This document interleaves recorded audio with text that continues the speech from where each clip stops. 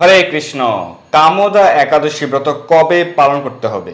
19 April 2024 খ্রিস্টাব্দ শুক্রবার নাকি 20 এপ্রিল শনিবারে?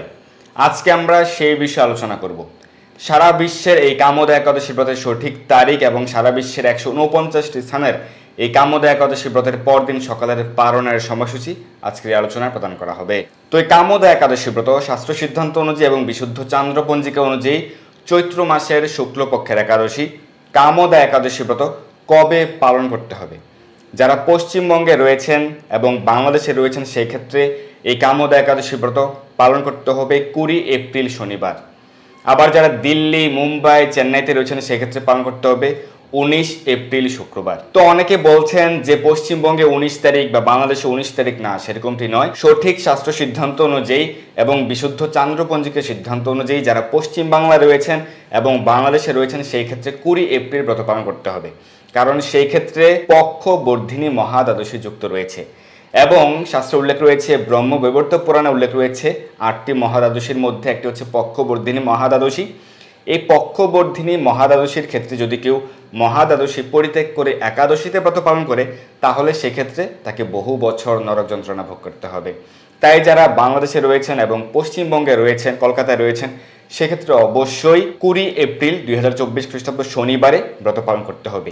এই বিষয়ে আজকে আমরা বিস্তারিত জানবো। তো প্রথমে আমরা জেনে নিই যে কোন কোন স্থানে, এই সারা পৃথিবীর কোন কোন স্থানে কোন দিন ব্রত পালন করতে হবে।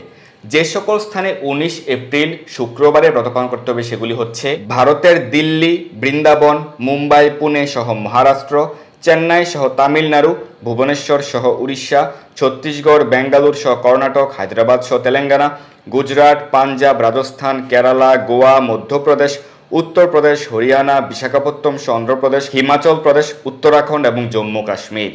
এছাড়া শ্রীলঙ্কা, মালদ্বীপ, পাকিস্তান, ফিলিপাইন, তাইওয়ান, জাপান, দক্ষিণ কোরিয়া, চীন, মঙ্গোলিয়া, হংকং, অস্ট্রেলিয়া, নিউজিল্যান্ড, মধ্যপ্রাচ্যের ক্ষেত্রে দুবাই সহ আরব আমিরাত, সৌদি আরব, বাহরাইন, কুয়েত, কাতার, ওমান, জর্ডান, লেবানন, সাইপ্রাস এবং রাশিয়া, লন্ডন সহ ইউরোপের সকল দেশে, আফ্রিকার সকল দেশে, উত্তর আমেরিকা এবং দক্ষিণ আমেরিকা মহাদেশের সকল দেশে ব্রত পালন করতে হবে 19 এপ্রিল শুক্রবার। আর যে সকল স্থানে 20 এপ্রিল শনিবারে ব্রত পালন করতে হবে সেগুলি হচ্ছে বাংলাদেশ, ভারতের পশ্চিমবঙ্গ, বিহার, ঝাড়খণ্ড, গৌহাটি সহ আসাম, শিলং সহ মেঘালয়, আগরতলা সহ ত্রিপুরা, মণিপুর, মিজোরাম, সিকিম, নাগাল্যান্ড, অরুণাচল প্রদেশ এবং আন্দামান নিকোবর দ্বীপপুঞ্জ।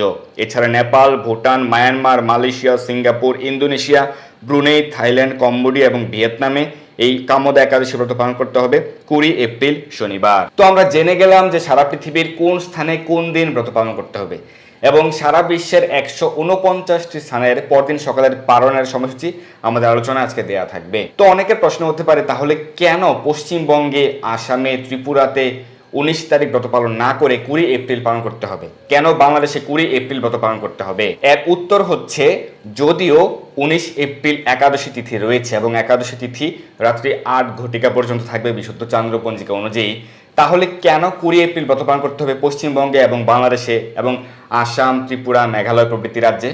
এই ক্ষেত্রে উত্তর হচ্ছে, পক্ষবর্ধিনী মহাদ্বাদশী যুক্ত হয়েছে এই কয়েকটি স্থানে। তো পক্ষবর্ধিনী মহাদ্বাদশী কি? এই পক্ষবর্ধিনী মহাদ্বাদশী প্রসঙ্গে ব্রহ্মবৈবর্ত পুরাণে উল্লেখ রয়েছে, যদি কখনো অমাবস্যা অথবা পূর্ণিমা সম্পূর্ণ হয়ে, অর্থাৎ সারা দিন রাত অমাবস্যা পূর্ণিমা সম্পূর্ণ হয়ে পরদিন প্রতিপদেও যদি কিছু অংশ থাকে তাহলে সেই ক্ষেত্রে তার পূর্বের দ্বাদশীকে বলা হয় পক্ষবর্ধিনী মহাদ্বাদশী এবং সেই ক্ষেত্রে পক্ষবর্ধিনী মহাদ্বাদশীতেই একাদশী ব্রত পালন করতে হবে। এবং যে অন্যথা করে, অর্থাৎ সেই ক্ষেত্রে পক্ষবর্ধিনী মহাদ্বাদশীকে বর্জন করে এই মহাদ্বাদশীতে ব্রত পালন করে না, সেই ক্ষেত্রে তাকে বহু বছর নরক যন্ত্রণা ভোগ করতে হবে। এটি আমার কথা নয় বা ইসকনের কথা নয়, এটি ব্রহ্মবৈবর্ত পুরাণে এই পক্ষবর্ধিনী মহাদ্বাদশী ব্রত প্রসঙ্গে উল্লেখ রয়েছে। তো এই বছর এই কামদা একাদশীর ক্ষেত্রে যারা ভারতের দিল্লি, মুম্বাই, চেন্নাই প্রভৃতি স্থানে রয়েছেন, ভারতের বেশিরভাগ রাজ্যেই সেক্ষেত্রে কিন্তু পক্ষবর্ধিনী মহাদ্বাদশী যুক্ত হচ্ছে না, কিন্তু যারা পশ্চিমবঙ্গে রয়েছেন সেক্ষেত্রে যুক্ত হচ্ছে। কেন? কারণ এই কামদা একাদশীর পরে রয়েছে পূর্ণিমা তিথি, চৈত্র মাসের পূর্ণিমা তিথি, সেটি বিশুদ্ধ চান্দ্র পঞ্জিকা অনুযায়ী। অনেকে ভাবতে পারেন যে বাংলা পঞ্জিকায় তো বৈশাখ মাস, তাহলে কেন চৈত্র মাস বলা হচ্ছে? দেখুন, শাস্ত্র সিদ্ধান্ত অনুযায়ী এটি হচ্ছে চৈত্র মাসের শুক্লপক্ষের একাদশী, কামদা একাদশী ব্রত।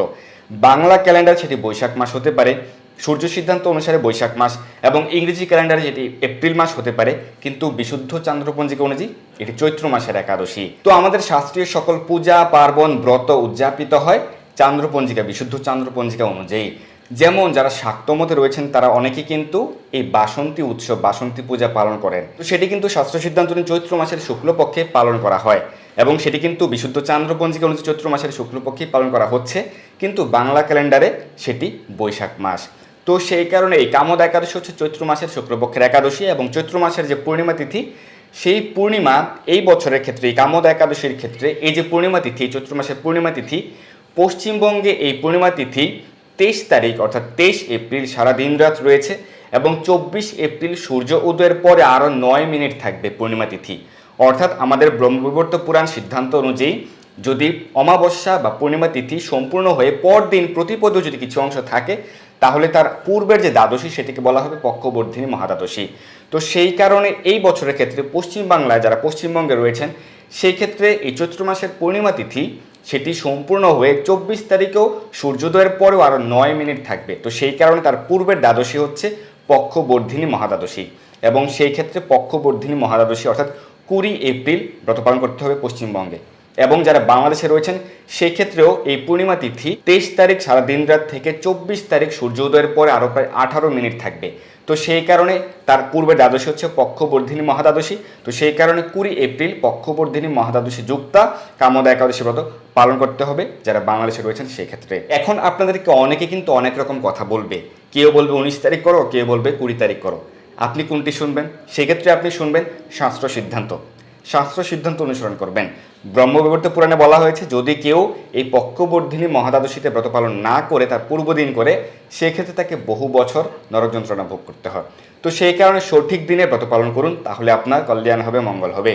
তো আজকে আমরা ইসকন জিবিসি সিদ্ধান্ত অনুযায়ী সারা বিশ্বের কোন দিন কোন স্থানে ব্রত পালন করতে হবে সেটি আমরা প্রদান করেছি এবং পরদিন পালনের সময়সূচি আজকে আমরা প্রদান করব।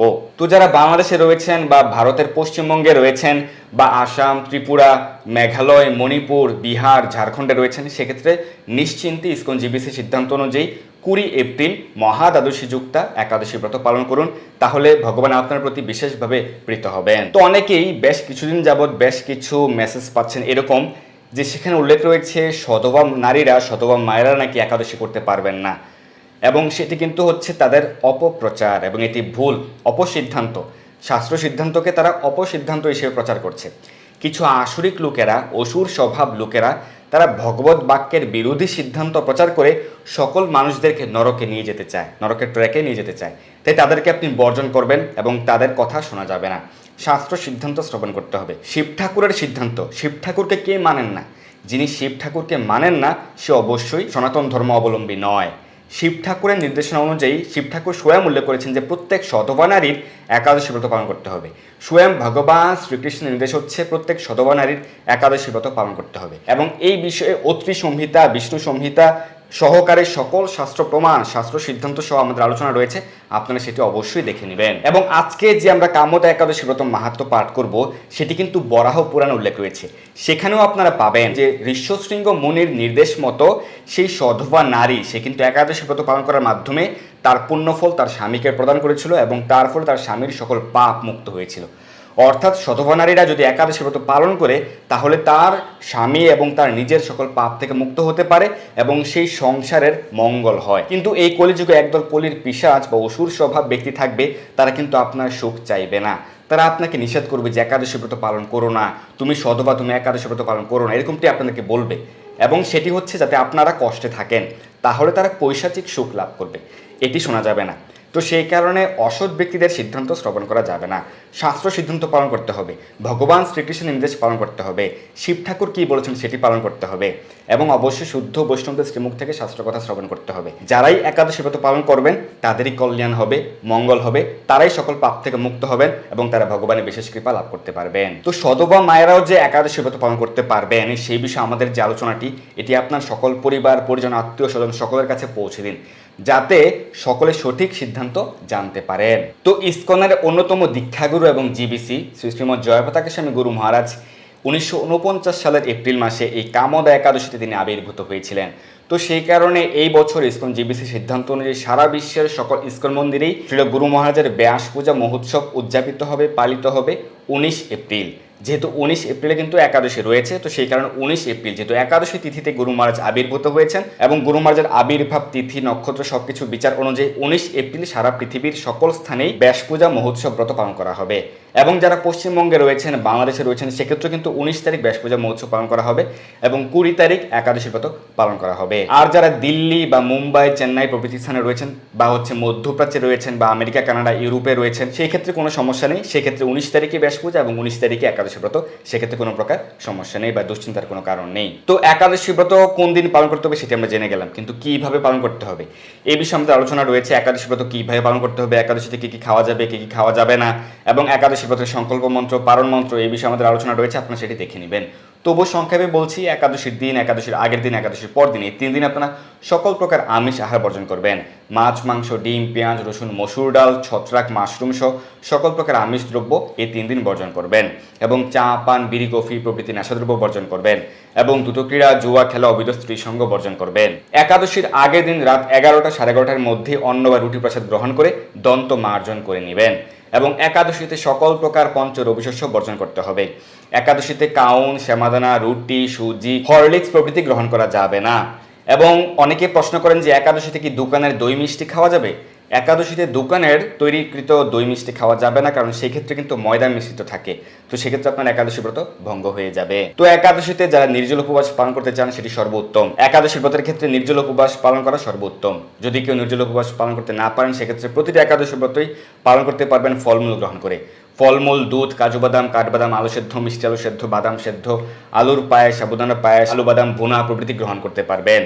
এবং সেক্ষেত্রে সবজি, পায়েস, বালুর চিপস প্রভৃতি রান্নার ক্ষেত্রে অবশ্যই বিশুদ্ধ ঘি বা সূর্যমুখী তেল ব্যবহার করতে হবে। এবং একাদশীতে বেশি বেশি হরিনাম জপ করবেন, ভগবানের সেবা পূজা আদি করবেন, ভগবানের চরণে তুলসীপত্র পুষ্প অর্পণ করবেন, প্রাতঃস্নান করবেন, মঙ্গল আরতি করবেন এবং শাস্ত্র অধ্যয়ন করবেন, শ্রীমদ্ ভগবদ গীতা, যথাযথ শ্রীমদ্ ভাগবত অধ্যয়ন করবেন, নির্দিষ্ট একাদশী ব্রত মাহাত্ম্যটি পাঠ করবেন। এই একাদশীর ক্ষেত্রে আপনি কামদা একাদশী ব্রত মাহাত্ম্যটি পাঠ করবেন এবং একাদশীতেও আপনি তুলসীতে জলদান করতে পারবেন, তুলসী সেবা পূজা আরতি প্রভৃতি করতে পারবেন।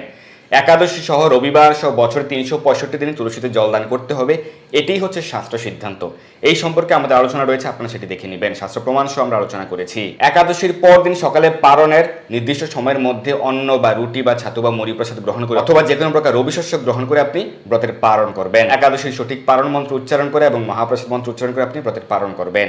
যারা মন্ত্র জানেন না, ভগবানের কাছে প্রার্থনা করে আপনি মহাপ্রসাদ গ্রহণ করে, অন্ন বা রুটি প্রসাদ গ্রহণ করে আপনি পালন করতে পারেন। এবং একাদশীর পর দিনও আপনি আমিষ আহার, নেশাদ্রব্য প্রভৃতি বর্জন করবেন, চা, পান, বিড়ি, কফি প্রভৃতি বর্জন করবেন। তো এইভাবে আপনার প্রতিটি একাদশী ব্রতই পালন করতে পারেন ভগবানের সন্তুষ্টি বিধানের জন্য।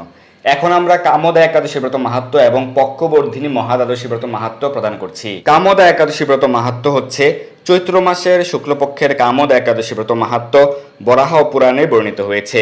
মহারাজ যুধিষ্ঠির বললেন, হে বাসুদেব, আপনি কৃপা করে আমার কাছে চৈত্র মাসের শুক্লপক্ষের একাদশীর মহিমা কীর্তন করুন। শ্রীকৃষ্ণ বললেন, হে মহারাজ, এই একাদশী ব্রত সম্পর্কে এক বিচিত্র কাহিনী বর্ণনা করছি, আপনি এক মনে তা শ্রবণ করুন।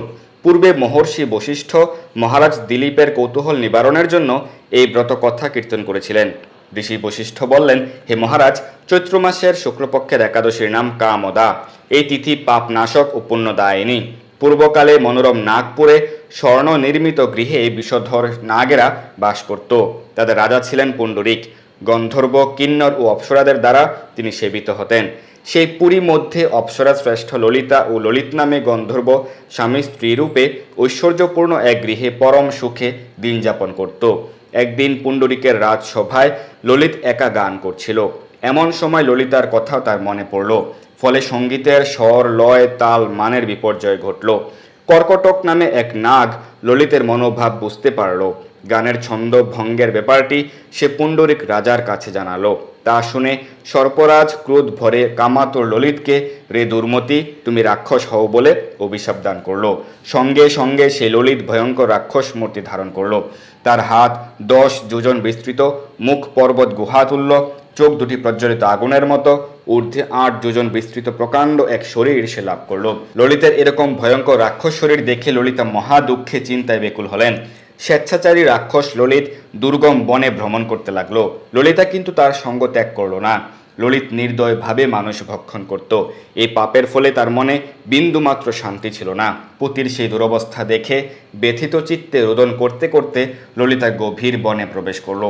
একদিন ললিতা বিন্ধ্য পর্বতে উপস্থিত হলো। সেখানে ঋষ্যশৃঙ্গ মুনির আশ্রম দর্শন করে মুনির কাছে হাজির হলো। তার চরণে প্রণাম করে সেখানে দাঁড়িয়ে রইল। মুনিবর জিজ্ঞাসা করলেন, হে সুন্দরী, তুমি কে, কার কন্যা, কি কারণেই বা এই গভীর বন এসেছ, তা সত্য করে বলো। তদ উত্তরে ললিতা বলল, হে প্রভু, আমি বীর ধন্যা গন্ধর্বের কন্যা, আমার নাম ললিতা। আমার পতির পিশাচত্ব দূর হয় এমন কোনো উপায় জানবার জন্য এখানে এসেছি। তখন ঋষি বললেন, চৈত্র মাসের শুক্লপক্ষের কাম্যদা নামে যে একাদশী রয়েছে, তুমি সেই ব্রত যথাবিধি পালন করো। এই ব্রতের পুণ্যফল তোমার স্বামীকে অর্পণ করলে তৎক্ষণাৎ তার সমস্ত পাপ বিনষ্ট হবে। বশিষ্ঠ ঋষি বললেন, হে মহারাজ দিলীপ, মুনির কথা শুনে ললিতা আনন্দ সহকারে কামদা একাদশী পালন করলো। তারপর ব্রাহ্মণ ও বাসুদেবের সামনে পতির উদ্ধারের জন্য আমি যে কামদা একাদশীর ব্রত পালন করেছি তার সমস্ত ফল আমার পতির উদ্দেশ্যে অর্পণ করলাম। এই পুণ্যের প্রভাবে তাঁর পিশাচত্ব দূর হোক। এই কথা উচ্চারণ মাত্রই ললিত শাপমুক্ত হয়ে দিব্য দেহ প্রাপ্ত হলো। পুনরায় গন্ধর্ব দেহ লাভ করে ললিতার সাথে সে মিলিত হলো। তারা বিমানে করে গন্ধর্ব লোকে গমন করলো। হে মহারাজ দিলীপ, এই ব্রত যত্ন সহকারে সকলেরই পালন করা কর্তব্য। এই ব্রত ব্রহ্মহত্যা পাপ বিনাশক এবং পিশাচত্ব মোচনকারী। এই ব্রত কথা শ্রদ্ধাপূর্বক পাঠ ও শ্রবণে বাজপেয় যজ্ঞের ফল লাভ হয়। পক্ষবর্ধিনী মহাদ্বাদশী ব্রত মাহাত্ম্য হচ্ছে, অমাবস্যা কিংবা পূর্ণিমা সম্পূর্ণ হয়ে প্রতিপদে কিছুমাত্র থাকলে তার পূর্বের দ্বাদশী তিথির নাম পক্ষবর্ধিনী। এই অবস্থায় একাদশীর দিন উপবাস না করে দ্বাদশীতে উপবাস করতে হয়। অনন্ত কলস বিনাশকারী এই দ্বাদশী পরিত্যাগকারীকে বহু বছর নরকে বাস করতে হয়। যে মাসে পক্ষবর্ধিনী হয় শ্রীহরির সেই মাসের নাম অনুসারে তাকে ভক্তি সহকারে পূজা করতে হয়। এবং এই ব্রত পালন করে যারা ভগবানের উদ্দেশ্যে বিশেষভাবে অর্ঘ্য দান করবেন সেক্ষেত্রে অর্ঘ্য প্রদানের মন্ত্র উল্লেখ রয়েছে। সংসার অর্ণব পোতায় পাপ কক্ষা মহানল নরক অগ্নি প্রশমন জন্ম মৃত্যু জরাপহ মাম উদ্ধর জগন্নাথ পতিতম ভব সাগরে গৃহাণার্ঘ্যম ময়া দত্তম পদ্মনাভ নমস্তুতে। হে জগন্নাথ, আপনি এই সংসার সমুদ্রের নৌকা স্বরূপ পাপরূপ তৃণের জন্য মহা অনল নরক অগ্নির প্রশমনকারী, জন্ম মৃত্যু জরা ব্যাধির মোচনকারী। তাই ভবসাগরে পতিত আমাকে আপনি কৃপা করে উদ্ধার করুন। হে পদ্মনাভ, আমার নিবেদিত এই অর্ঘ্য গ্রহণ করুন। আপনাকে আমি প্রণাম জানাই। এইভাবে শ্রীহরিকে অর্ঘ্য নিবেদন করে নৈবেদ্য ও সুস্বাদু ফলমূল অর্পণ করতে হয়। নিজ সামর্থ্য মতো যত্ন সহকারে শ্রীহরির গুণকীর্তন ও রাত্রি জাগরণে এই ব্রত পালন করতে হয়। এই ব্রত পালনে 10,000 অশ্বমেধ যজ্ঞের ফল লাভ হয়ে থাকে। তো এই হচ্ছে কামদা একাদশী ব্রত মাহাত্ম্য এবং পক্ষবর্ধিনী মহাদ্বাদশীর ব্রত মাহাত্ম্য। তো এখন আমরা এই কামদা একাদশী ব্রতের সারা বিশ্বের 149টি স্থানের পরদিন সকালের পালনের সময়সূচি প্রদান করছি। সারা বিশ্বের 149টি স্থানের একাদশীর তারিখ এবং একাদশী ব্রতের পরদিন সকালের পালনের সময়সূচি। একাদশীর তারিখ এবং পরদিন পালনের সময়সূচি। বাংলাদেশে ব্রত পালন করতে হবে 20 এপ্রিল এবং পরদিন পালন ভোর 5:38 থেকে সকাল 9:42-এর মধ্যে। পশ্চিমবঙ্গে ব্রত 20 এপ্রিল এবং পরদিন পালন ভোর 5:12 থেকে সকাল 9:26-এর মধ্যে। দিল্লিতে ব্রত 19 এপ্রিল এবং পরদিন পালন ভোর 5:50 থেকে সকাল 10:10 মধ্যে। মুম্বাই 6:17 থেকে 10:30, পুনে 6:14 থেকে 10:27, নাগপুর 5:50 থেকে 10:05, চেন্নাই সহ তামিলনাড়ু 5:53 থেকে 10:03, ভুবনেশ্বর সহ উড়িষ্যা 5:24 থেকে 9:38। বিহারে ব্রত পালন করতে হবে 20 এপ্রিল এবং পরদিন পালন 5:20 থেকে 9:38, ঝাড়খণ্ড 5:22 থেকে 9:39, ছত্তিশগড়ে ব্রত 19 এপ্রিল এবং পরদিন পালন 5:39 থেকে 9:54, শিলং সহ মেঘালয়ে ব্রত 20 এপ্রিল এবং পরদিন পালন 4:54 থেকে 9:12, গৌহাটি সহ আসাম 4:54 থেকে 9:12, মণিপুর 4:47 থেকে 9:04, মিজোরাম 4:52 থেকে 9:08, সিকিম 5:05 থেকে 9:25। বৃন্দাবনে ব্রত পালন করতে হবে 19 এপ্রিল এবং পরদিন পালন ভোর 5:49 থেকে সকাল 10:08, বেঙ্গালুর সহ কর্ণাটক 6:04 থেকে 10:13, হায়দ্রাবাদ সহ তেলেঙ্গানা 5:56 থেকে 10:08, আগরতলা সহ ত্রিপুরাতে 20 এপ্রিল ব্রত এবং পরদিন পালন ভোর 4:58 থেকে সকাল 9:15। গুজরাটে ব্রত পালন করতে হবে 19 এপ্রিল এবং পরদিন পালন 6:21 থেকে 10:36, কেরালা 6:11 থেকে 10:19, পাঞ্জাব 5:54 থেকে 10:16, রাজস্থান 6:04 থেকে 10:22, মধ্যপ্রদেশ 5:50 থেকে 10:06, উত্তরপ্রদেশ 5:37 থেকে 9:55, হরিয়ানা 5:54 থেকে 10:14। নাগাল্যান্ডে 20 এপ্রিল ব্রত এবং পরদিন পালন 4:42 থেকে 9:01, বিশাখাপত্তনম সহ অন্ধ্রপ্রদেশে 19 এপ্রিল ব্রত এবং পরদিন পালন 5:37 থেকে 9:49, গোয়া 6:16 থেকে 10:27, অরুণাচল প্রদেশে 20 এপ্রিল ব্রত এবং পরদিন পালন 4:39 থেকে 8:59, হিমাচল প্রদেশে 19 এপ্রিল ব্রত এবং পরদিন পালন 5:47 থেকে 10:09, উত্তরাখণ্ড 5টা 40 থেকে 10টা 1, জম্মু কাশ্মীর 5টা 52 থেকে 10টা 15, আন্দামান নিকোবর দ্বীপপুঞ্জে 20 এপ্রিল ব্রত এবং পর্যন্ত পারণ 5টা 3 থেকে 9টা 12, নেপাল 5টা 33 থেকে 9টা 52, ভুটান 5টা 31 থেকে 9টা 50, শ্রীলঙ্কাতে ব্রত পালন করতে হবে 19 এপ্রিল এবং পর্যন্ত পারণ 6টা থেকে সকাল 10টা 6, মালদ্বীপ 5টা 58 থেকে 10টা 2, মায়ানমারে ব্রত 20 এপ্রিল এবং পর্যন্ত পারণ 5টা 42 থেকে 9টা 56, পাকিস্তানের ব্রত 19 এপ্রিল এবং পর্যন্ত পারণ 5টা 31 থেকে 9টা 54, মালয়েশিয়াতে ব্রত 20 এপ্রিল এবং পর্যন্ত পারণ 7টা 5 থেকে 11টা 9, সিঙ্গাপুর 6টা 58 থেকে 11টা 1, ইন্দোনেশিয়া 5টা 53 থেকে 9টা 51, ব্রুনেই 6টা 11 থেকে 10টা 16, থাইল্যান্ড 6টা 1 থেকে 10টা 11, কম্বোডিয়া 5টা 45 থেকে 9টা 54, ভিয়েতনাম 5টা 33 থেকে 9টা 47, ফিলিপাইনে ব্রত পালন করতে হবে 19 এপ্রিল এবং পরদিন পারণ 5টা 39 থেকে 9টা 49, তাইওয়ান 5টা 27 থেকে 9টা 44, জাপান 6টা 16 থেকে 9টা 27, দক্ষিণ কোরিয়া 6টা 16 থেকে 10টা 17, মঙ্গোলিয়া 6টা 53 থেকে 11টা 32, বেইজিং 5টা 29 থেকে 9টা 58, হংকং 5টা 59 থেকে 10টা 14, অস্ট্রেলিয়া 7টা 16 থেকে 10টা 11, নিউজিল্যান্ড 9টা 16 থেকে 10টা 31, দুবাই আবুধাবি 5টা 56 থেকে 10টা 9, সৌদি আরব 5টা 26 থেকে 9টা 43, বাহরাইন 5টা 9 থেকে 9টা 27, কুয়েত 5টা 16 থেকে 9টা 36, কাতার 5টা 6 থেকে 9টা 24, ওমান 5টা 40 থেকে 9টা 57, জর্ডান 6টা 1 থেকে 10টা 24, লেবানন 6টা থেকে 10টা 25, সাইপ্রাস 6টা 7 থেকে 10টা 33, রাশিয়া 5টা 11 থেকে 10টা 3, ফিনল্যান্ড 5টা 47 থেকে 10টা 49, সুইডেন 5টা 17 থেকে 10টা 17, নরওয়ে 5টা 45 থেকে 10টা 46, ডেনমার্ক 5টা 51 থেকে 10টা 43, ইউক্রেন 5টা 53 থেকে 10টা 35, গ্রিস 6টা 42 থেকে 11টা 10, রোমানিয়া 6টা 22 থেকে 10টা 57, পোল্যান্ড 5টা 27 থেকে 10টা 12, হাঙ্গেরি 5টা 45 থেকে 10টা 23, ক্রোয়েশিয়া 6টা থেকে 10টা 37, অস্ট্রিয়া 5টা 54 থেকে 10টা 34, চেক রিপাবলিক 5টা 58 থেকে 10টা 40, ইটালি 6টা 21 থেকে 10টা 53, মাল্টা 6টা 22 থেকে 10টা 48, জার্মানি 5টা 56 থেকে 10টা 42, সুইজারল্যান্ড 6টা 32 থেকে 11টা 5, ফ্রান্স 6টা 49 থেকে 11টা 29, নেদারল্যান্ড 6টা 31 থেকে 11টা 16, বেলজিয়াম 6টা 37 থেকে 11টা 20, স্পেন 7টা 28 থেকে 11টা 58, পর্তুগাল 6টা 52 থেকে 11টা 21, লন্ডন 5টা 53 থেকে 10টা 37, আয়ারল্যান্ড 6টা 13 থেকে 11টা, পশ্চিম আফ্রিকার মালি 6টা 16 থেকে 10টা 26, নাইজেরিয়া 6টা 17 থেকে 10টা 25, মিশর 5টা 22 থেকে 9টা 43, লিবিয়া 6টা 31 থেকে 10টা 54, সুদান 5টা 32 থেকে 9টা 43, ইথিওপিয়া 6টা 12 থেকে 10টা 20, উগান্ডা 6টা 44 থেকে 10টা 47, কঙ্গো 6টা 23 থেকে 10টা 24, অ্যাঙ্গোলা 6টা 9 থেকে 10টা 7, সাউথ আফ্রিকা 7টা 13 থেকে 10টা 54, মরিশাস 6টা 22 থেকে 10টা 13, পূর্ব আফ্রিকার সেশলস 6টা 17 থেকে 10টা 17, আমেরিকার নিউ ইয়র্ক 6টা 8 থেকে 10টা 39, কানেকটিকাট 6টা 2 থেকে 10টা 33, নিউ জার্সি 6টা 11 থেকে 10টা 42, ওয়াশিংটন ডিসি 6টা 23 থেকে 10টা 52, নর্থ ক্যারোলিনা 6টা 40 থেকে 11টা 6, জর্জিয়া 6টা 57 থেকে 11টা 21, ফ্লোরিডা 6টা 58 থেকে 11টা 18, ওহাইও 6টা 46 থেকে 11টা 16, টেনেসি 6টা 5 থেকে 10টা 31,